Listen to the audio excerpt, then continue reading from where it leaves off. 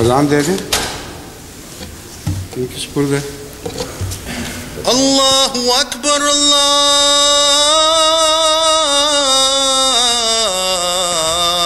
اکبر اللہ اکبر اللہ اکبر اشہد ان لا الہ الا اللہ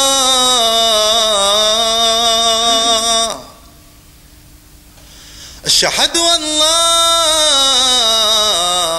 الہ الا اللہ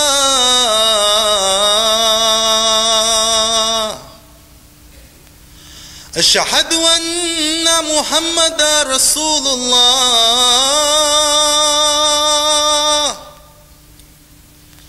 اشہد ان محمد رسول اللہ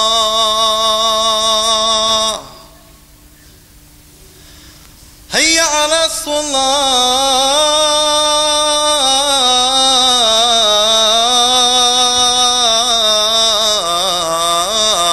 الصلاة حی علی الصلاة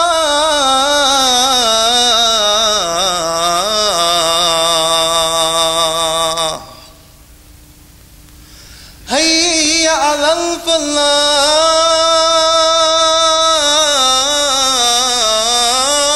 الفلاح حی علی الفلاح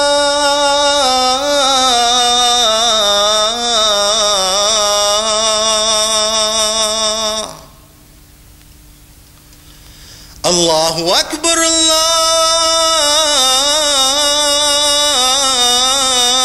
اکبر لا الہ الا اللہ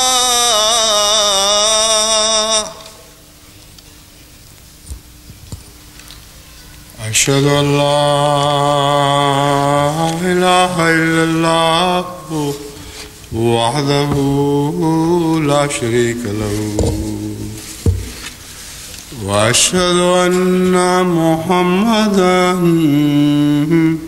عبده ورسوله اما بعد فاعوذ بالله من الشیطان الرجیم بسم اللہ الرحمن الرحیم الحمد للہ رب العالمین الرحمن الرحیم مالک یوم الدین إياك نعبد وإياك نستعين اهدنا الصراط المستقيم صراط الذين أنعمت عليهم غير المغضوب عليهم ولا الضالين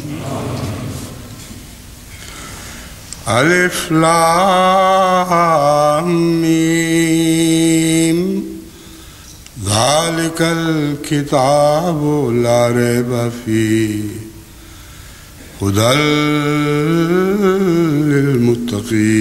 للمتقين ذلك الكتاب لا ريب فيه هدى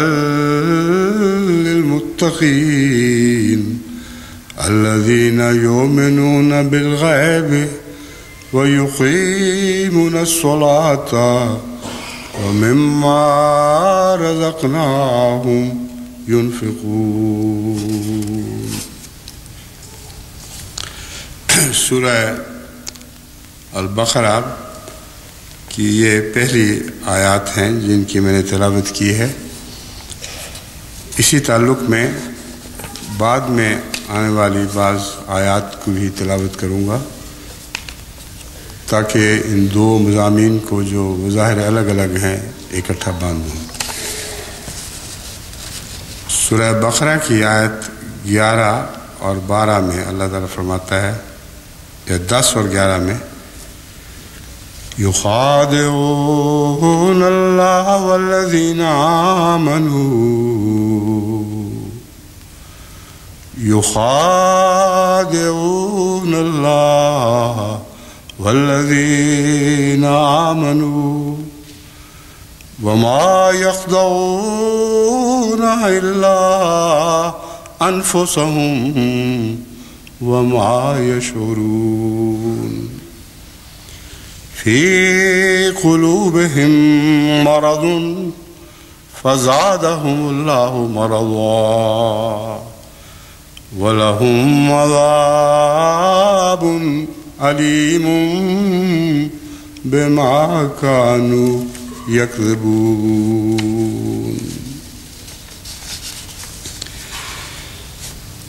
الف لام میم،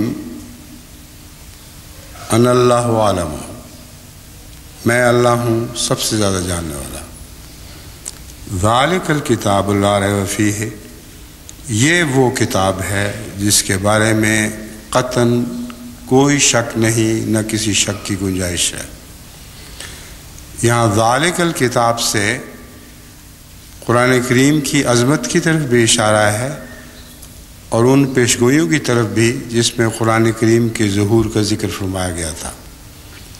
تو ذالک ایک بعید کا صیغہ ہے جو عظمت کے لیے بھی استعمال ہوتا ہے اور بہت پہلے کی کہی گئی باتوں سے متعلق بھی لفظ ذالک ہی استعمال ہوگا۔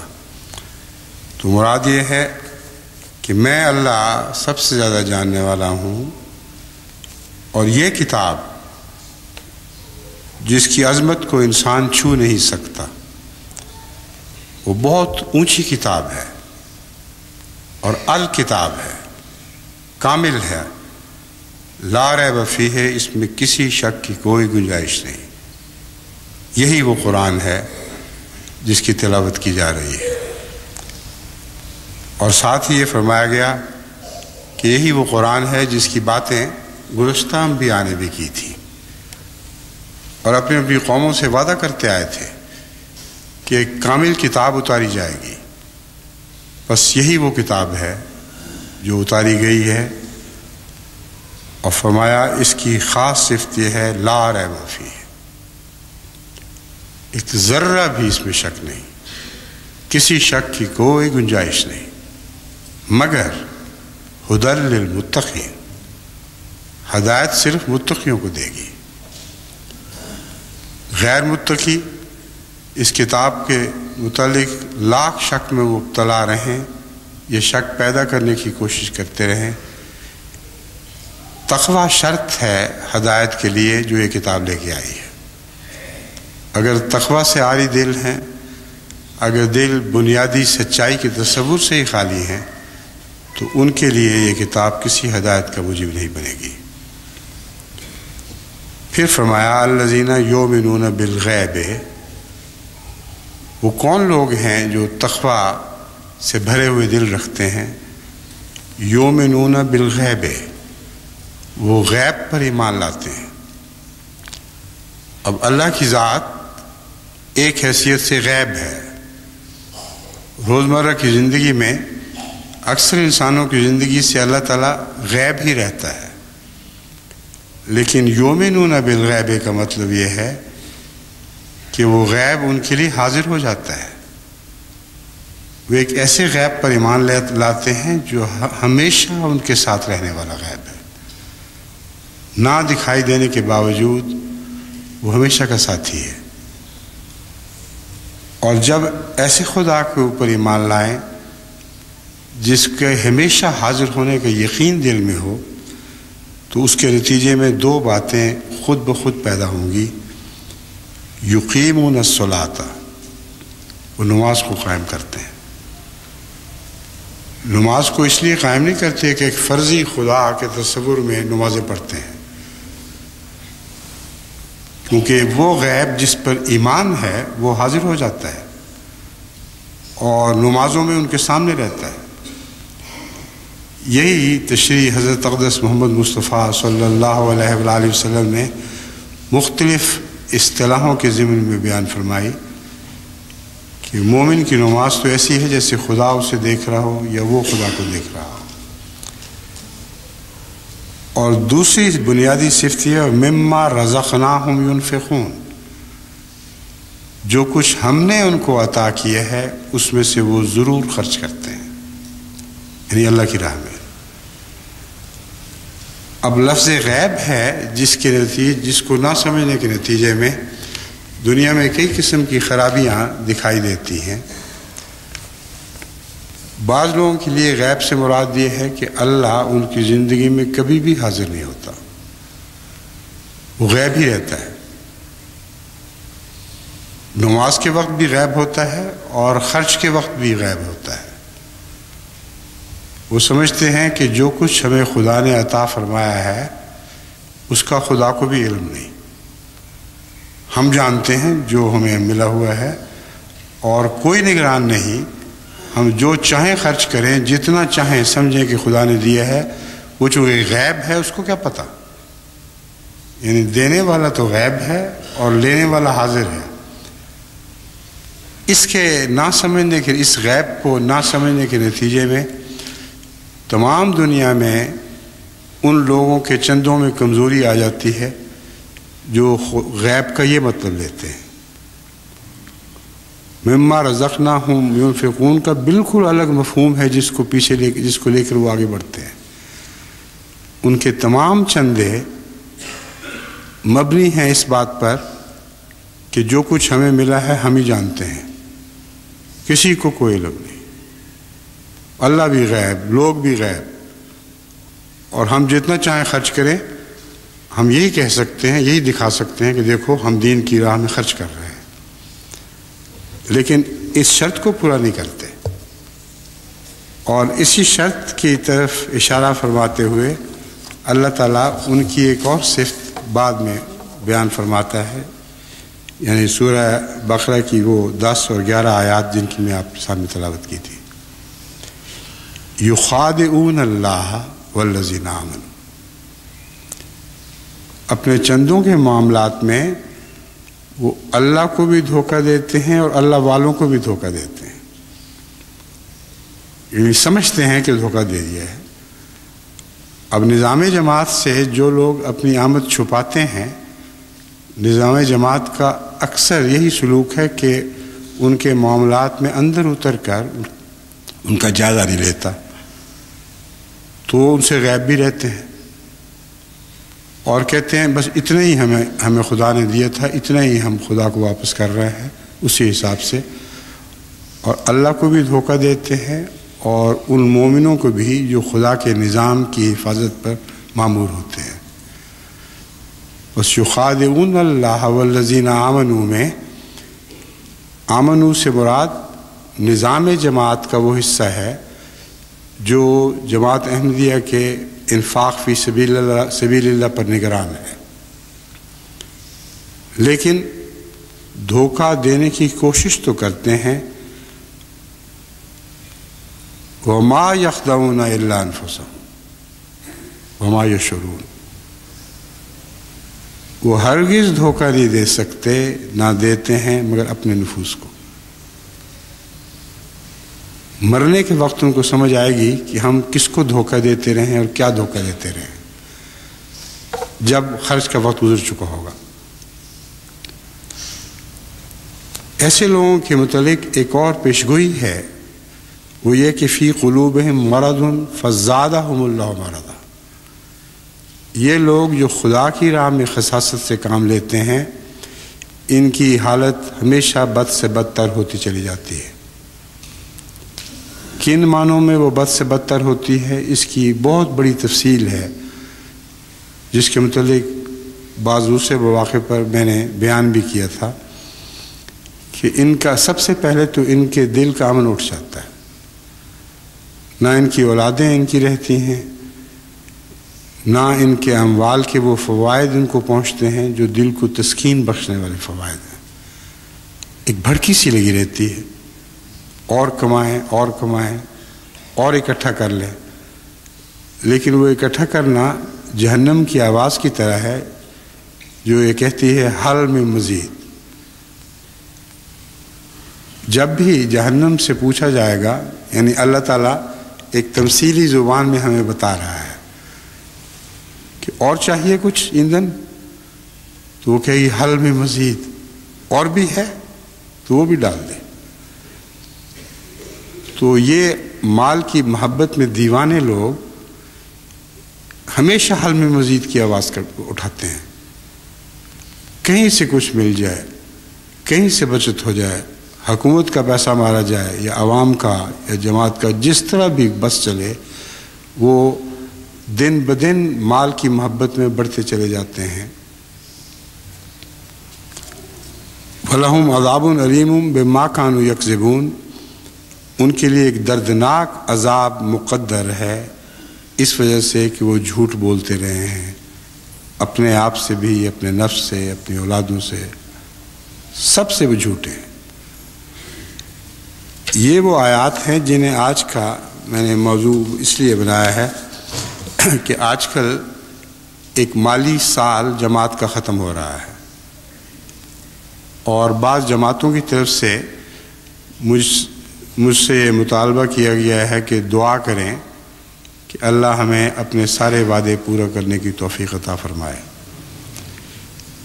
اسی تعلق میں میں نے یونائٹڈ اسٹیٹس میں جو متمول احمدی ہونے چاہیے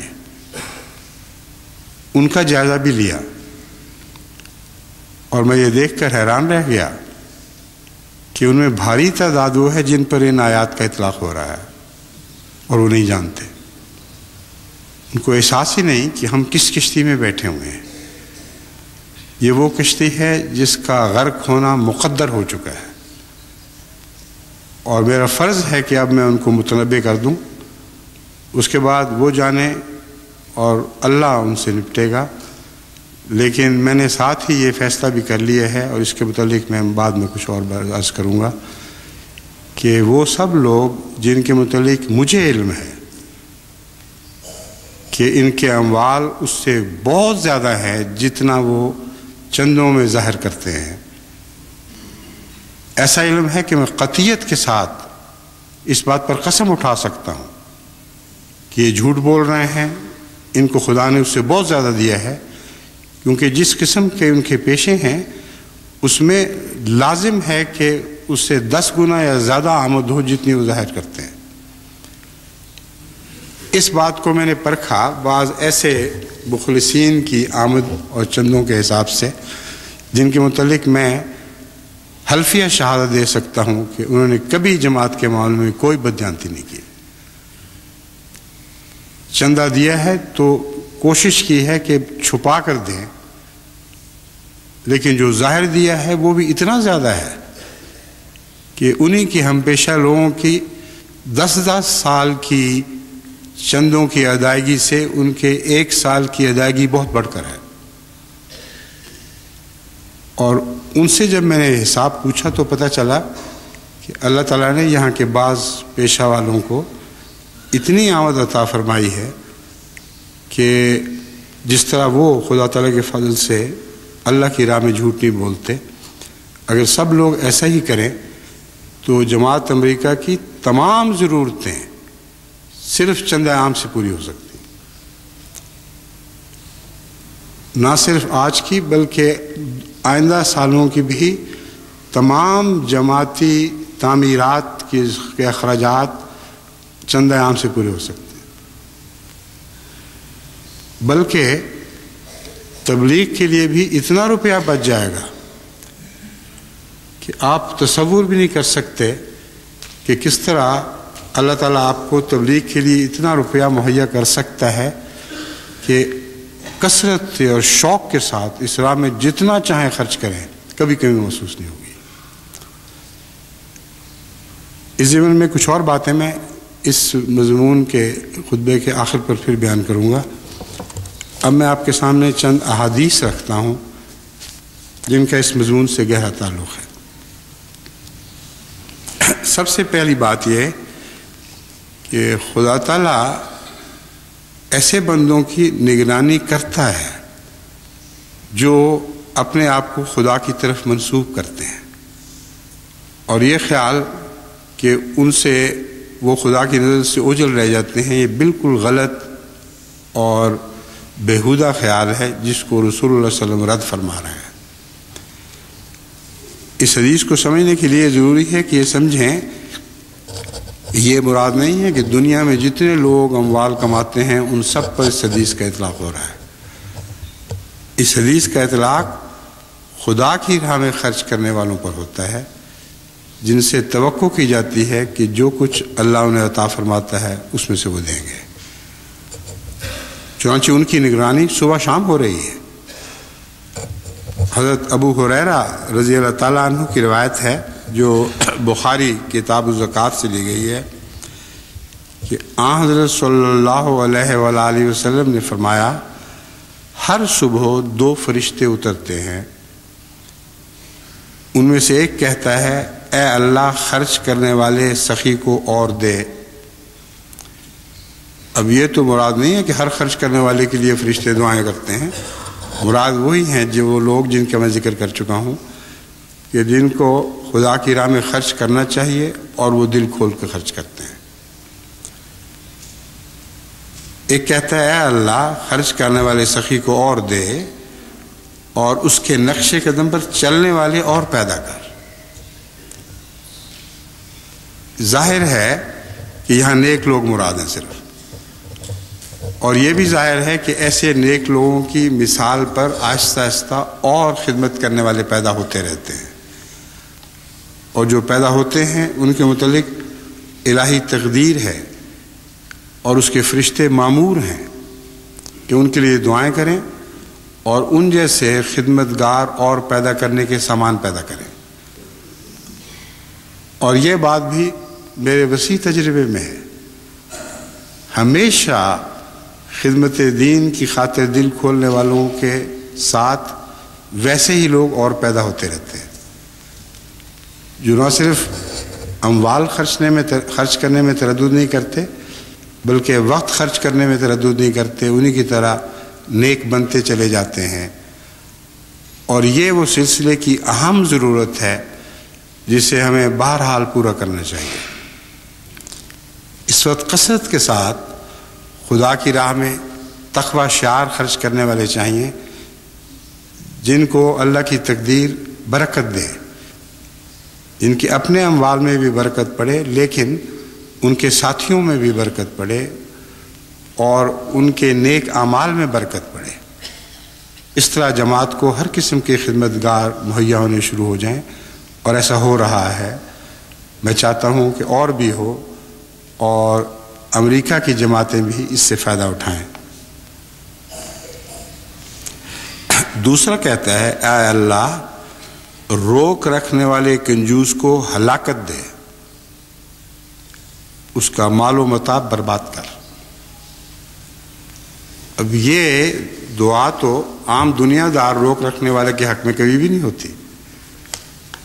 بالکل ظاہر ہے کہ جو خدا کے بندے بنے ہوئے ہیں، جن کا فرض تھا کہ خدا کی راہ میں کھل کر خرچ کریں، وہ اگر خسیس ہوں اور خرچ کرنے کی توفیق نہ ہو تو یاد رکھیں فرشتوں کی بد دعا ان پر پڑتی ہے، اور فرشتہ عرض کرتا ہے ہلاکت دے اس کو اور اس کے مال و متاع کو برباد کر۔ اب ایسے مال و متاع برباد ہوتے ہوئے بھی ہم نے کئی طرح سے دیکھے ہیں۔ میرے علم میں ایسے لوگ ہیں جن کی تفصیل کا جانے کا کوئی سوال ہی نہیں پیدا ہوتا، ان کے نام بتانے کا کوئی سوال نہیں پیدا ہوتا، لیکن ایک کیٹیگری ہے، ایک کلاس ہے، ایک قسم کے لوگ ہیں جنہیں لوگ اپنے گرد و پیش میں دیکھ سکتے ہیں۔ ایسے لوگ ہیں جنہوں نے بہت کمائیاں کر کے بہت جوڑا،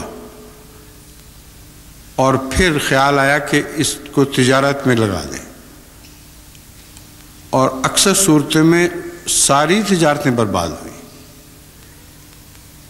جو کچھ جمع شدہ پونجی تھی وہ ہاتھ سے جاتی رہی اور کچھ بھی ہاتھ نہ آیا، سو فرشتوں کی یہ دعا بے معنی نہیں ہے۔ وہ کہتے ہیں اس کو ہلاکت دے اور اس کا مال و متاع برباد کر۔ تو اس روک رکھنے کا کیا فائدہ جو کسی کام بھی نہ آیا۔ اسی ضمن میں ایک اور حدیث بخاری کتاب الزکوٰۃ سے لی گئی ہے۔ حضرت ابو ہریرہ رضی اللہ تعالیٰ عنہ روایت کرتے ہیں کہ ایک آدمی حضرت صلی اللہ علیہ وآلہ وسلم کے پاس آیا اور کہا کہ اے اللہ کے رسول، ثواب کے لحاظ سے سب سے بڑا صدقہ کیا ہے؟ ثواب کے لحاظ سے سب سے بڑا صدقہ کیا ہے؟ آپ نے فرمایا سب سے بڑا صدقہ یہ ہے کہ تو اس حالت میں صدقہ کرے کہ تو تندرست ہو اور مال کی ضرورت اور حرص رکھتا ہو اور غربت سے ڈرتا ہو اور خوشحالی چاہتا ہو۔ اس تنگی ترشی کی حالت میں اگر تو خدا کی راہ میں کچھ خرچ کرے گا تو یہ سب سے اچھا خرچ کرنا ہے۔ فرمایا صدقہ اور خیرات میں دیر نہ کر، کہیں ایسا نہ ہو کہ جب جان حلق تک پہنچ جائے تو تو کہے کہ فلاں کو اتنا دے دو اور فلاں کو اتنا دے دو، حالانکہ وہ مال اب تیرا نہیں رہا، وہ تو تیرے ہاتھ سے نکل چکا ہے۔ تو یہ لوگ اس تنبیہ کو خوب پیش نظر رکھیں۔ جس طرح مرضی جوڑیں، جو چاہیں کریں، ایک وقت آ جانا ہے کہ جان حلق کو پہنچے گی۔ جب جان حلق کو پہنچے گی تو پھر یہ وصیتیں کہ فلاں کو اتنا دے دینا، فلاں رشتہ دار کو اتنا دینا، فلاں بیٹے کو اتنا دینا، بیٹی کو اتنا دینا، کسی کام نہیں آئیں گی۔ اس وجہ سے کہ اللہ تعالیٰ کے رسول فرماتے ہیں کہ وہ اس وقت تمہارا رہا ہی نہیں۔ جب جان حلق کو پہنچ جائے تو تم مالک ہی نہیں رہتے، تو یوں ہی بانٹتے پھرتے ہو۔ کیا مقصد ہے اس کا؟ کوئی بھی فائدہ نہیں ہوگا، نہ تمہیں ہوگا نہ ان کو، جن کو تم گویا خدا کا مال بے دھڑک تقسیم کر رہے ہو جو تمہارا رہا ہی نہیں۔ حضرت مسیح موعود علیہ الصلوۃ والسلام اپنے بعض صحابہ کی مثال پیش فرماتے ہیں جن کا مسلک بالکل مختلف تھا۔ اگرچہ حضرت مسیح موعود علیہ السلام کے زمانے میں مالی تنگی کے واقعات بھی بہت ملتے ہیں، مگر اس کی وجہ یہ ہے کہ جماعت ویسے ہی بہت غریب تھی اور اس غربت کی وجہ سے معمولی پیسہ ادا کرنا بھی مشکل ہو جایا کرتا تھا۔ اب تو حالات بدل چکے ہیں، لیکن ایک ایسے طریقے بدلے ہیں جس سے دل کو دکھ پہنچتا ہے۔ ظاہری طور پر جماعت کے بہت سے لوگ امیر ہو رہے ہیں اور دل کے غریب ہو رہے ہیں۔ حضرت صلی اللہ علیہ وآلہ وسلم نے ایک موقع پر فرمایا کہ خبردار، فقر دل کا فقر ہوا کرتا ہے، غربت وہ ہے جو دل پر ٹوٹتی ہے۔ ورنہ اگر انسان کے پاس خالی مال ہو اور وہ بظاہر سخی ہو تو اس کا کچھ بھی فائدہ نہیں، کیونکہ دل کا غریب ہونا اس کے خرچ کی راہ میں حائل ہوا کرتا ہے، یعنی وہ للہ نہیں رہتا۔ دکھاوے کے لیے تو کر سکتا ہے مگر اللہ کی خاطر نہیں کرتا۔ حضرت مسیح موعود علیہ السلام نے سب سے زیادہ پیار سے حضرت حکیم نور الدین رضی اللہ تعالیٰ عنہ خلیفۃ المسیح جو بعد میں ہوئے، ان کا ذکر فرمایا ہے۔ اتنی محبت سے، اتنے پیار سے کہ رشک آتا ہے اس وجود جس پر خدا کا مسیح رشک کر رہا ہو، اس پر ہم کیوں رشک نہ کریں؟ بہت لمبی عبارتیں ہیں، ان میں سے میں نے صرف ایک چھوٹی سی عبارت چنی ہے تاکہ نمونہ تو آپ کو بتا سکوں کہ انفاق فی سبیل اللہ کہتے کس کو ہیں۔ فرماتے ہیں اگر میں اجازت دیتا، مسیح موعود السلام کی یہ تحریر ہے، اگر میں اجازت دیتا تو سب کچھ اس راہ میں فدا کر کے اپنی روحانی رفاقت کی طرح جسمانی رفاقت اور ہر دم صحبت میں رہنے کا حق ادا کرتا. یعنی خلیفۃ المسیح اول کو اگر میں اجازت دیتا، صاف ظاہر ہے کہ حضرت خلیفۃ المسیح اول کی راہ میں آپ کی اجازت نہ دینا روک بنا ہوا تھا. اور ایک اور سلیقہ اس سے ہمیں حضرت خلیفۃ المسیح اول کے ادب کا یہ سمجھ آیا کہ جانتے تھے کہ خدا کی راہ میں سب کچھ خرچ کر دینا ایک دل کی تمنا ہے، مگر امام کی اجازت کے بغیر نہیں کرنا بہت بڑا مرتبہ ہے. خواہش کے باوجود خرچ نہیں کر رہے، یعنی وہ سب کچھ جو خرچ کیا وہ بھی بہت ہے، لیکن جو نہیں کیا اور اس کی تمنا موجود ہے اس کی راہ میں صرف اجازت روک ہے. بس امام کا ادب اور اس کی اجازت آپ کے نزدیک ایک بہت اہم مقام رکھتے تھے. حضرت مسیح السلام فرماتے ہیں ان کے بعض خطوط کی چند سطریں بطور نمونہ ناظرین کو دکھلاتا ہوں. اب یہ خطوط بہت لمبے ہیں اور بڑے پرلطف بھی ہیں مگر دل گداز بھی. میں نے تو جب بھی ان کو پڑھ کر سنانے کی کوشش کی ہے برداشت نہیں کر سکا. ہمیشہ جذبات سے اتنا مغلوب ہو جاتا رہا ہوں کہ گلے سے ٹھیک طرح آواز ہی نکلتی تھی. لیکن ایک چھوٹا سا اقتباس نمونہ تن میں آپ کے سامنے رکھ رہا ہوں. تحریر کا نمونہ آپ پیش کرتے ہیں. حضرت مسیح السلام کی خدمت میں خلیفۃ المسیح اول لکھ رہے ہیں، یعنی حضرت حکیم نور الدین، میں آپ کی راہ میں قربان ہوں. میرا جو کچھ ہے میرا نہیں، آپ کا ہے. حضرت پیر و مرشد، میں کمال راستی سے عرض کرتا ہوں. اب کمال راستی کہنے کی ضرورت نہیں تھی کیونکہ آپ تو صدیق تھے.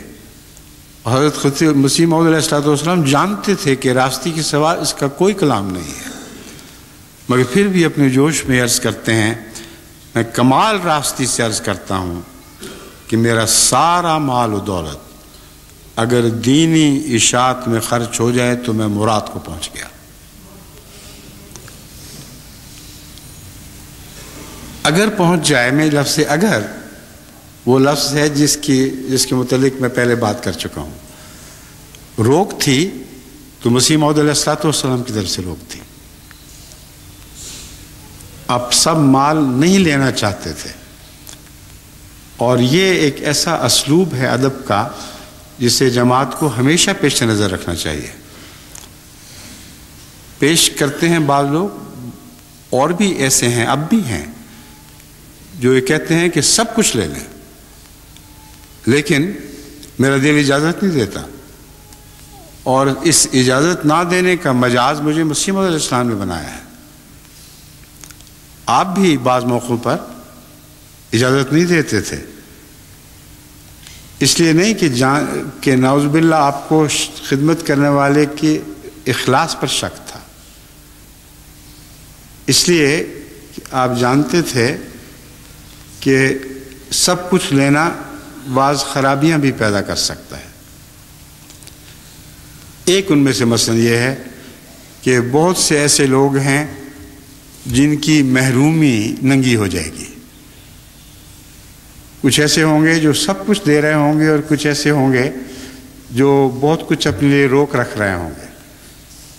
تو ان کے مقابل پر آ کر وہ اپنی کمائیگی کے احساس کا شکار ہو جائیں گے. لیکن یہ ایک میرا خیال ہے، بہت سے مسائل ہیں جن کی وجہ سے حضرت مسیح موعود علیہ السلام ان کا سب مال قبول کرنے سے اعتراض فرماتے تھے. اب اسی تعلق میں حضرت شیخ محمد احمد صاحب مظہر کی ایک روایت بیان کرتا ہوں جو انہوں نے حضرت منشی ظفر احمد صاحب اپنے والد رضی اللہ تعالیٰ عنہ سے سنی اور انہی کے الفاظ میں اسے بیان کرنے کی کوشش کی ہے. یعنی حضرت خلیفۃ المسیح اول حضرت حکیم نور الدین کے علاوہ اور بھی بہت سے بزرگ تھے جن کی یہی تمنا تھی. حضرت شیخ محمد احمد صاحب یہ روایت کرتے ہیں اپنے باپ کی زبان میں. ایک دفعہ حضور لدھیانہ میں تھے، میں حاضر خدمت ہوا، یعنی حضرت شیخ ظفر احمد صاحب، منشی ظفر احمد صاحب، میں حاضر ہوا. آپ کی جماعت، ہاں حضور نے فرمایا کہ آپ کی جماعت 60 روپے ایک اشتہار کے لیے صرف کے لیے جس کی اشاعت ضروری تھی برداشت کرے گی. اب اندازہ کریں وہ زمانہ کیسا زمانہ تھا. ایک اشتہار کی اشاعت کے لیے آپ کو اپیل کرنی پڑی ہے، 60 روپے کی ضرورت تھی اور جانتے تھے کس سے اپیل کرنی ہے. حضرت منشی ظفر احمد صاحب عرض کرتے ہیں میں نے اس بات میں جواب دیا اور کپورتھلا واپس آ کر اپنی اہلیہ کے سونے کی ترڑی فروخت کر دی. اس زمانے میں 60 روپے میں سونے کی ترڑی فروخت ہونے کا مطلب یہ ہے کہ کافی بڑی وزنی ہوگی اور بڑی قیمتی ہوگی. اور احباب جماعت میں سے کسی سے ذکر ہی نہیں کیا. اور آگے ان کے الفاظ ہیں، بڑے مزے کی باتیں کیا کرتے تھے. اور 60 روپے لے کر میں اڑ گیا، دوڑتے ہوئے چلا گیا، ہلکے قدموں کے ساتھ ناچتا گاتا مسیح موت کی خدمت میں حاضر ہو گیا. لدھیانہ جا کر پیش خدمت کیے. چند روز بعد منشی اروڑا صاحب بھی لدھیانے آ گئے. اب منشی اروڑا صاحب بھی غیر معمولی فدائیت کا جذبہ رکھنے والے انسان تھے، بے حد مواقع کی تلاش میں رہنے والے کہ کب جماعت کی خدمت کی توفیق ملے اور یہ خرچ کر سکیں. حضرت مسیح موعود علیہ السلام نے اس خیال سے کہ میں نے کہا تھا جماعت لدھیانہ جماعت کپورتھلا یہ رقم دے دے، اس خیال سے آپ نے سمجھا کہ کپورتھلا نہیں دیے ہوں گے. یہ بات منشی اروڑا خان صاحب سے کر دی مسیح موعود صاحب کہ شکریہ آپ کی جماعت بڑے موقع پر کام آئی، 60 روپے کی ضرورت تھی اور فوراً پہنچ گئے. منشی اروڑا خان کو اتنا غصہ آیا کہ منشی ظفر احمد صاحب روایت کرتے ہیں کہ پھر ساری عمر اس شخص نے مجھے معاف نہیں کیا کہ تم ہوتے کون تھے کہ ساری جماعت کی طرف سے آپ ہی خدمت کر دو.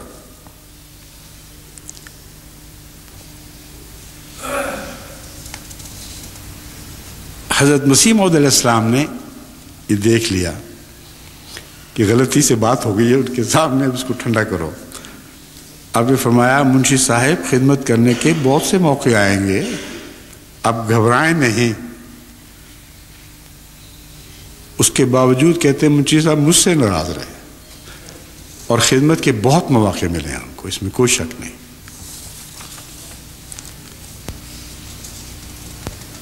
حضرت مسیح موعود علیہ السلام کے بعض اور اقتباسات چندوں سے متعلق میں آپ کے سامنے رکھتا ہوں. اگر کوئی معاہدہ نہیں کرتا تو اسے خارج کرنا چاہیے، وہ منافق ہے. معاہدے سے مراد یہ ہے کہ جب کسی شخص کو جماعت کا ممبر بننے کی توفیق ملے اور اس کے نتیجے میں اس کو پتہ ہو کہ خدا مجھے کیا دیتا ہے، مجھے کیا اس کے حضور پیش کرنا چاہیے، تو یہ ایک قسم کا انسان اور خدا کے درمیان معاہدہ ہوا کرتا ہے. اور اگر کوئی معاہدہ نہیں کرتا تو وہ منافق ہے. حضرت مسیح موعود علیہ السلام تو یہاں تک لکھتے ہیں اگر کوئی معاہدہ نہیں کرتا تو اسے خارج کرنا چاہیے، وہ منافق ہے. اور اس کا دل سیاہ ہے. ہم یہ ہرگز نہیں کہتے کہ ماہواری روپے ہی ضرور دو. ہم تو یہ کہتے ہیں کہ معاہدہ کر کے دو جس میں کبھی فرق نہ آئے. اور اس معاہدے کی مثال بیان کرتے ہوئے آپ فرماتے ہیں صحابہ کرام کو پہلے ہی سکھایا گیا تھا. یعنی معاہدہ کس چیز کو کہہ رہے ہیں؟ فرماتے ہیں صحابہ کرام رضوان اللہ علیہم کو پہلے ہی سکھایا گیا تھا لن تنالوا البر حتی تنفقوا مما تحبون، کہ تمہیں نیکی کا پتہ ہی نہیں کچھ چل سکتا. نیکی کہتے کس کو ہے؟ حتی تنفقوا مما تحبون، یہاں تک کہ تم اس مال میں سے خرچ کرو جس کی محبت میں مبتلا ہو. وہ سارے لوگ جن کی ایک بھاری تعداد امریکہ میں موجود ہے وہ نیکی کا تصور بھی نہیں کر سکتے، کیونکہ جس مال کی محبت میں مبتلا ہیں وہ خدا کی راہ میں خرچ کرنے سے ان کو روکتا ہے. لن تنالوا البر، اس کا مطلب ہے کبھی بھی تم نیکی کو نہیں پا سکو گے. یہ وہم و گمان ہے تمہارا، تم نیکی حاصل کر لو گے. جس مال سے محبت ہو وہ خرچ نہیں کر سکتے تو نیکی کا کیا تصور؟ اس تعلق میں یاد رکھنا چاہیے کہ یہ آیت بتا رہی ہے کہ اللہ تعالیٰ سے محبت کے نتیجے میں خرچ ہونا چاہیے، اور کنجوسیوں کا علاج ہی محبت الہی ہے. جس شخص سے محبت ہو اس کی خاطر تو بعض عام آدمی بھی سب کچھ لٹا دیا کرتے ہیں. کوئی رد کر دے تو ناپسند کرتے ہیں، دکھ اٹھاتے ہیں. اور بعض اس کی مثالیں میں نے آپ کو جماعت میں بھی دے دی ہیں. محبت کے نتیجے میں خرچ کرنا سیکھیں گے تو خرچ کرنے کا سلیقہ آئے گا. اگر محبت نہیں ہے تو خرچ بھی کچھ نہیں. بس جتنے بھی لوگ کنجوس ہیں ان کی کنجوسی کا ایک ہی علاج ہے، اللہ کی محبت میں گرفتار ہونے کی کوشش کریں. اپنے عزیزوں کو جو دیتے ہیں اور خوش ہوتے ہیں اس کی بجائے اس کو کیوں نہیں دیتے جس نے خود ان کو دیا ہوا ہے؟ وہ بڑے پیار اور محبت اور امیدوں سے ان سے تقاضا کرتا ہے وَمِمَّا رَزَقْنَاهُمْ يُنْفِقُونَ، جو ہم نے ان کو دیا ہے اسی میں سے کچھ واپس کر دو. اور سب کچھ نہیں مانگ رہا، لیکن محبت جتنی بڑھے گی مما رزقناہم کا جو معیار ہے وہ اونچا ہوتا چلا جائے گا. میں نے بارہا جماعت کو یہ بات سمجھانے کی کوشش کی ہے کہ خرچ کے لیے محبت کا ہونا ضروری ہے. آپ اپنی اولاد پر صرف اس لیے خرچ کرتے ہیں کہ آپ کو ان سے محبت ہے. اگر کسی سے محبت ہو اور وہ رد کرے تو آپ کو تکلیف پہنچتی ہے. تو اللہ کے حضور خرچ کے لیے اللہ کی محبت کا پیدا ہونا ضروری ہے، اور یہ محبت بغیر دعا کے حاصل نہیں ہو سکتی. حضرت صلی اللہ علیہ وآلہ وسلم حضرت داؤد کی ایک دعا بڑی محبت سے پڑھا کرتے تھے. حالانکہ آپ کے دل کی کیفیت حضرت داؤد کے دل کی کیفیت سے بہت اونچی تھی، مگر جب ایک ہی وجود کے دو عاشق ہوں جن کے اندر رقابت نہ ہو بلکہ رشک کا جذبہ ہو، تو ایسی صورت میں ضروری ہے کہ اس شخص کی محبت میں گرفتار دوسرے کو دیکھ کر اس سے بھی محبت ہو جائے. حضرت صلی اللہ علیہ وسلم حضرت داؤد کی دعا پڑھتے تھے اللہم انی اسألک حبک وحب من یحبک وحب العمل الذی یحبنی الیک वजल हुब्बा का अहब्बा इलैया मिन नफ्सी व आहली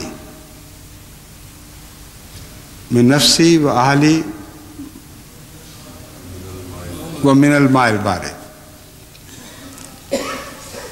ए अल्लाह मुझे अपनी मोहब्बत अता फरमा, मैं तुझसे ये मांगता हूँ इन हज़रत दाऊद के अल्फाज में, हर उस वजूद की मोहब्बत अता फरमा जो मुझे तेरी तरफ ले जाए, जिसकी मोहब्बत मुझे तेरी मोहब्बत में आगे बढ़ा दे। और मैं तुझसे मोहब्बत मांगता हूँ इस बात की, यानी अपने नफ्स और अपने अहल, अपने अजीज़ों से बढ़कर जो चीज़ मुझे महबूब है वो तू है, और तू मेरा इतना महबूब हो जा कि ठंडे पानी की मोहब्बत से भी ज़्यादा ये मोहब्बत हो जाए। अब ठंडे पानी की मोहब्बत तो उन्हीं लोगों को इल्म है जो प्यासे हों, वरना किसी को क्या पता कि ठंडा पानी क्या चीज़ है। यहाँ आपके बच्चे कोका कोला पीते फिरते हैं और अपनी सेहत बर्बाद कर देते हैं, लेकिन अगर उनको हकीकी प्यास हो, वाक़ियतन दिल तरस रहा हो प्यास से, तो कोक को उठा के एक तरफ फेंक देंगे। उस वक्त ठंडे पानी से बेहतर और कोई चीज़ नहीं है। तो ये जज्बा है इस दुआ का कि ऐ अल्लाह मुझे मोहब्बत अता फरमा, ऐसी मोहब्बत जबकि कोई चीज़ मुझे सैराब न कर सके, तेरी मोहब्बत करे। ये रसूलुल्लाह सल्लल्लाहु अलैहि वसल्लम की आजिज़ाना दुआ थी, जिसे बाकायदगी से आप मांगते थे। और मैं जमात को भी ये सिखाता हूँ कि तुम अपने लिए ये दुआ करो, क्योंकि बग़ैर अल्लाह की मदद के तुम्हें कुछ भी हासिल नहीं होगा। जब अल्लाह की मोहब्बत अता होगी तो फिर सब मसाइल हल हो गए। फिर खुदा की राह में जो कुछ भी खर्च करने का तकाजा होगा करेंगे, और समझेंगे कि कम हुआ है, जितना हक था वो अदा नहीं हो सका। हज़रत मुस्लिम मौद को ये शेर बहुत पसंद था, जान दी हुई उसी की थी, हक तो ये है कि हक अदा ना होगा। यही मजमून है जो बयान करते थे। गालिब के सारे शेरों में सबसे ज़्यादा अजीज़ आपको ये शेर था कि जान दी हुई उसी की थी, हक तो ये है कि हक अदा ना हुआ। ये गालिब का है या मोमिन का? गालिब ही क्या ना। बहरहाल यशुआ पढ़ा था कि शायद किसी और के शेर गालिब में नहीं, मगर गालिब ही का है। हज़रत मुस्लिम मौद अर्ज़ किया करते थे खुदा के हुजूर कि हमने जो कुछ पेश किया है ये घर से तो नहीं लाए, सब कुछ तेरी अता थी। जान दे सकते हैं मगर लाए कहाँ से थे? वो भी तो तूने अता की थी। हक तो ये है कि हक अदा ना हुआ। किसी सूरत हम तेरी इबादत का हक, तेरी गुलामी का हक, तेरी बंदगी का हक अदा नहीं कर सकते। ये बात समझने की ज़रूरत है। अगर ये बात समझें और दुआ करें कि अल्लाह ताला तौफीक अता फरमाए, तो फिर खुदा ताला की दी हुई तौफीक से आपको खुदा की राह में खर्च करने का सलीक़ा आ जाएगा। वरना उम्र गुजार देंगे और वो वक्त आ जाएगा जब जान हुलकूम को पहुँचेगी और आपका माल नहीं रहेगा। फिर खुदा के फरिश्ते जो सलूक करें वही सलूक आइंदा भी आपसे वही वहाँ जाके भी होगा। तो सारी उम्र की कमाइयाँ, सारी उम्र की मेहनतें, सारी उम्र की अल्लाह की अताएँ नाशुक्री में इस तरह ज़ाया कर दें कि ये ज़िंदगी भी हाथ से जाए और अगली दुनिया भी हाथ से जाए, ये कौन सी अक्ल की बात है? बस आपको समझाने की ज़रूरत तो है और मैं समझाने की कोशिश कर रहा हूँ, मगर अक्ल उनको ही आएगी जिनको खुदा अक्ल देना चाहे। मेरे लिए नामुमकिन है कि घोट कर आपको अक्ल पिला सकूं, क्योंकि रसूलुल्लाह सल्लल्लाहु अलैहि वसल्लम के लिए भी ये नामुमकिन था। आपको अल्लाह ने हुक्म दिया कि तेरे स्पुर्द खोल कर पहुंचाने के सिवा कुछ नहीं। وہ پہنچاتا رہے. جو بھی اللہ کا حکم ہے اسے آگے لوگوں کو سمجھانے کی کوشش کر. اگر وہ نہیں سمجھتے تو تیرا قصور نہیں ہے، تو نے اپنی طرف سے ہر کوشش کر لی. اس کے بعد پھر علم کا معاملہ خدا پر چھوڑ دے. بس میرا ہرگز وہ دعویٰ نہیں، نعوذ باللہ من ذالک، کہ رسول اللہ کو جو مقام خدا نے عطا نہیں فرمایا وہ مجھے عطا فرمائے. ہرگز میرے وہم و گمان میں بھی یہ بات نہیں آ سکتی. مگر بلاغ کا جو مضمون میں سمجھتا ہوں رسول اللہ صلی اللہ علیہ وسلم سے، وہ یہ ہے کہ اتنا سمجھانا کہ اس کے بعد سمجھانے کی کوئی حد باقی نہ رہے. حضور صلی اللہ علیہ وآلہ وسلم کے آخری خطبے میں یہی پیغام مرکزی حیثیت رکھتا تھا. رسول اللہ صلی اللہ علیہ وسلم جب اس دنیا سے رخصت ہونے کا وقت تھا، ایک آپ نے لازماً رخصت ہونا تھا، لیکن یہ سوچیں کہ آپ کو خیال کیا تھا اس وقت، کون سا خیال آپ کے دل پر قبضہ جمائے ہوئے تھا؟ وہ یہ تھا کہ میں نے پیغام پہنچا دیا، جیسا کہ خدا نے مجھے کہا تھا. کیا میں واقعی پہنچا دیا ہے؟ تو اپنے وصال سے پہلے تمام حاضرین سے گواہی لی ہے. تم گواہی دو کہ جو کچھ خدا نے مجھے تمہیں پہنچانے کے لیے امانت سپرد کی تھی میں نے تم تک پہنچا دی. تمام مجمع، اس سے بڑا مجمع کبھی پہلے نہیں اکٹھا ہوا، تمام مجمع نے بلند آواز سے گواہی دی کہ اے اللہ کے رسول تو نے پیغام پہنچا دیا. یہ آپ کا جذبہ تھا پیغام پہنچانے کا. اس لیے محض اس طرح پیغام پہنچانا کہ میں نے پہنچا دیا یہ کافی نہیں ہے. پہنچاتے چلے جانا یہاں تک کہ زندگی کا آخری خیال یہ ہو کہ میں نے پہنچا دیا ہے کہ نہیں پہنچا دیا. یہ حضرت اقدس محمد رسول اللہ صلی اللہ علیہ وآلہ وسلم کو اسوہ حسنہ تھا. اس لیے میں بھی صرف انہی معنوں میں آپ تک بار بار پیغام پہنچاتا ہوں، کیونکہ رسول اللہ صلی اللہ علیہ وسلم کی غلامی کے بعد اس کے سوا میرا کوئی اور فرض ہی نہیں رہتا کہ جس طرح آپ نے ابلاغ کی کوشش کی میں بھی ہر ممکن کوشش کروں کہ آپ کے دلوں میں سچائی کو جاگزین کر سکوں. لیکن جیسا کہ میں نے عرض کیا ہے، ہوتا وہی ہے جو خدا کو منظور ہو. اگر وہ نہ چاہے تو پھر کسی کو توفیق نہیں مل سکتی. حضرت مسیح موعود علیہ السلام فرماتے ہیں کوئی کسی ادنا درجہ کے نواب کی خیانت کر کے اس کے سامنے نہیں ہو سکتا. کوئی کسی ادنا درجہ کے نواب کی خیانت کر کے اس کے سامنے نہیں ہو سکتا، تو احکم الحاکمین کی خیانت کر کے کس طرح اسے اپنا چہرہ دکھلا سکتا ہے؟ کاش کو اس بات کو سمجھ جائے کہ جیسا بھی چہرہ ہے خدا کو دکھلانا ہوگا. اور عمر بھر اس کی خیانت کرتے گزر گئی تو کون سا منہ لے کے خدا کے حضور حاضر ہوں گے؟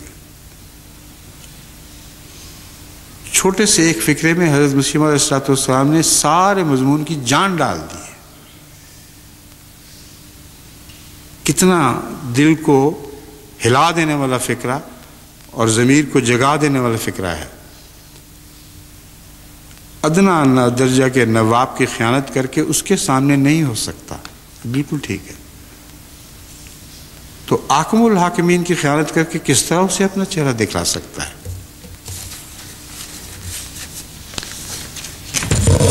پھر حضرت مسیح علیہ السلام فرماتے ہیں میں جو بار بار تاکید کرتا ہوں کہ خدا تعالیٰ کی راہ میں خرچ کرو، یہ خدا تعالیٰ کے حکم سے ہے، کیونکہ اسلام اس وقت تنزل کی حالت میں ہے. بیرونی اور اندرونی کمزوریوں کو دیکھ کر طبیعت بے قرار ہو جاتی ہے اور اسلام دوسرے مخالف مذاہب کا شکار بن رہا ہے. یہ صورتحال ہے اس وقت، جس کی وجہ سے مجھے امریکہ کے ضمیر کو جھنجھوڑنے کی ضرورت پیش آئی ہے. میں نے اب یہ فیصلہ کر لیا ہے کہ جن لوگوں کے متعلق مجھے قطعی علم ہے کہ وہ اس قسم کی بددیانتیوں کے شکار ہیں اور دھوکہ دے رہے ہیں، ان کے ساتھ وہی سلوک کروں گا جو مسیح موعود علیہ السلام نے فرمایا ہے کہ ایسے لوگوں کو الگ کر دیا جائے۔ ان کے کسی چندے کی ہمیں کوئی ضرورت نہیں، وہ مساجد کے نام پر دے رہے ہوں یا چندہ عام کے نام پر دے رہے ہوں یا وصیت کے نام پر دے رہے ہوں، ان کے نفس گواہ ہیں ان کے خلاف، اور ان کے نفس کی گواہی ان کے خلاف لکھی جا چکی ہے۔ مرنے کے بعد ان کی جلدیں گواہ ہوں گی، اور آن حضرت صلی اللہ علیہ وآلہ وسلم نے جو تفصیل سے نقشہ کھینچا ہے کس طرح وہ گواہی دیں گے قرآن کریم کی آیات کی روشنی میں، اس کو آپ پڑھ لیں تو یہ ایسی قطعی بات ہے جس میں ایک ذرہ بھر بھی شک نہیں۔ لیکن ساتھ ہی ضرورت ہے کہ کچھ نظام جماعت کو حرکت میں لانے کا نظام قائم کیا جائے۔ اب تک میرا جائزہ یہ ہے کہ آپ کی جماعت کے جو محصلین ہیں اور چندہ اکٹھے کرنے والے، ان کا ایک سرسری رجحان ہے، جو شخص جو لکھوا دے وہ کہتے ہیں پورا ادا کر رہا ہے۔ ایسی بعض فہرستیں میرے سامنے آئیں جن میں یہ درج تھا کہ یہ صاحب بھی بالکل پورا ادا کر رہے ہیں، وہ صاحب بھی پورا ادا کر رہے ہیں، اور جب میں نے کہا مجھے بتاؤ تو صحیح کہ کتنا ادا کر رہے ہیں، اس وقت بات کھلی۔ جن کو مقامی جماعت سمجھ رہی تھی کہ پورا ادا کر رہے ہیں، وہ پورا سوال ہی نہیں، پورے کا بعض صورتوں میں 100واں حصہ بھی نہیں تھا۔ جب اس سلسلے میں چھان بین شروع کی تو بہت سے آدمی میرے سامنے ایسے آئے ہیں جن کے متعلق اور باتوں کے علاوہ میں نے ایک قطعی فیصلہ کر لیا ہے، جو پہلے بھی میں ہمیشہ کیا کرتا تھا، مگر جماعت مجھے اگر غافل رکھے ایسے لوگوں سے تو پھر میرا قصور نہیں ہے۔ میں ہمیشہ اصرار کرتا رہا ہوں کہ میں کبھی کسی سے کوئی ذاتی ہدیہ نہیں لوں گا جب تک وہ جماعت کا حق پورا ادا نہیں کرتا، اور جماعت کی غلط اطلاعوں کی وجہ سے بعض ایسے لوگوں کا ذاتی ہدیہ لینے پر میں بڑی دیر سے مجبور چلا آ رہا تھا، مجھے علم بھی نہیں تھا۔ چنانچہ جب میں نے چھان بین کی تو پتہ چلا کہ ہرگز ان کے کسی ہدیے کی مجھے قطعاً نہ ضرورت تھی نہ ہے، بلکہ میرے دل میں بڑی سخت کراہت پیدا ہو رہی ہے کہ کیوں میں لا علمی میں وہ ہدیہ لیتا رہا ہوں۔ جب تک جماعت سے ایسے لوگوں کے معاملے ٹھیک نہیں ہوں گے، ان کا کوئی ہدیہ میرے لیے کوئی محبت پیدا نہیں کر سکتا، سوائے بوجھ کے، سوائے تکلیف کے۔ میرے دل میں ان کا ہدیہ کوئی نتیجہ پیدا نہیں کر سکتا۔ تو جماعت سے ٹھیک ہو جاؤ، ورنہ اب میں امیر صاحب کو یہ ہدایت دینے والا ہوں کہ ایسے لوگوں کی پوری چھان بین کریں، اور محض سیکرٹری مال کی اس بات پر نہ جائیں کہ جی سب کچھ دے رہے ہیں۔ دیانتداری سے ایسے احمدی پروفیشنل مقرر کریں جن کے چندے کے متعلق ہمیں 100% یقین ہے کہ وہ پورا ہے، اس کے حساب سے جائزہ لیں، اور ان کے 10-10 12-12 سال کے چندے اگر ان کو واپس کرنے پڑیں تو کر دیے جائیں۔ جو میری گارنٹی ہے وہ یہ ہے کہ اس کے نتیجے میں جماعت احمدیہ امریکہ کو اگر کوئی خدشہ ہو مالی نقصان پہنچنے کا تو اس کا میں ضامن ہوں۔ اللہ تعالیٰ کے فضل سے کثرت سے باہر سے ایسے احمدی خدمت کرنے والے موجود ہیں جو میرے پاس ایسی رقمیں جمع کرا دیتے ہیں جو بڑی بھاری رقمیں ہوتی ہیں، اس اجازت کے ساتھ کہ میں جہاں چاہوں خرچ کروں۔ تو میں نے ابھی سیکرٹری مال کو، ہمارے جو ساتھ سفر کر رہے ہیں، ان کو ہدایت کر دی ہے کہ امیر صاحب کو یہ اطمینان دلا دیں کہ یہ سارے پیسے واپس کرنا شروع کریں، اور جماعت امریکہ کو ایک کوڑی کا بھی نقصان نہیں ہوگا۔ باہر کی دنیا جماعت امریکہ کی مدد کرے گی، اور اللہ کے فضل کے ساتھ اب بے دھڑک خدا کی راہ میں یہ قربانی کریں کہ ان کے چندے ان کو واپس کر دیں. ہمیں قطعاً کوئی ضرورت نہیں. یہ ایک نحوست کا داغ ہے جو جماعت امریکہ پر لگا ہوا ہے. آئندہ اب یہ داغ نہیں لگے گا. اس میں امید رکھتا ہوں کہ امیر صاحب امریکہ اس یقین دہانی کے بعد جو میں نے ابھی کرائی ہے ذرہ بھی تردد نہیں کریں گے کہ ان لوگوں کی تفصیلی چھان بین کریں. ویسے تو مجھے یقین ہے کہ اگر میں یہ یقین دہانی نہ بھی کرواتا تو انہوں نے وہی کرنا تھا جو میں کہہ رہا ہوں. لیکن میں سمجھتا ہوں کہ ابھی اس نظام کو نافذ ہونے میں کچھ وقت لگے گا. اس لیے جب تک یہ پوری طرح نافذ نہیں ہو جاتا کم سے کم جماعت امریکہ کے لیے ایک متبادل ذریعہ ضرور ہونا چاہیے. یہ بھی میں آپ کو یقین دلاتا ہوں کہ اگر جماعت امریکہ کے متمول لوگ اس توفیق کے مطابق خرچ کریں جو خدا تعالیٰ نے ان کو دی ہے تو آپ کو مساجد کے نام پر بھی کوئی روپیہ اکٹھا کرنے کی ضرورت نہیں. جتنی چاہیں مساجد بنائیں ان سب کی ضرورت عام چندوں سے پوری ہو سکتی ہے. اس کے باوجود اتنی بڑی رقم بچ سکتی ہے کہ تبلیغ کے راستے میں جو مالی ضرورتیں مشکل پیدا کر رہی ہیں وہ ساری حل ہو جائیں گی. اتنا روپیہ آپ کو تبلیغ کے لیے مل سکتا ہے کہ اللہ تعالیٰ کے فضل سے اپنے ساری پرانی حسرتیں پوری کریں اور وہ انقلاب برپا کرنا شروع کر دیں جس کی ہمیں شدید ضرورت ہے. میں امید کرتا ہوں کہ جماعت امریکہ کے وہ لوگ جو صاحب دل ہیں جن کا ضمیر ابھی زندہ ہے وہ کم سے کم اس سے استفادہ کر کے اپنی زندگی کا ایک نیا سفر شروع کریں گے.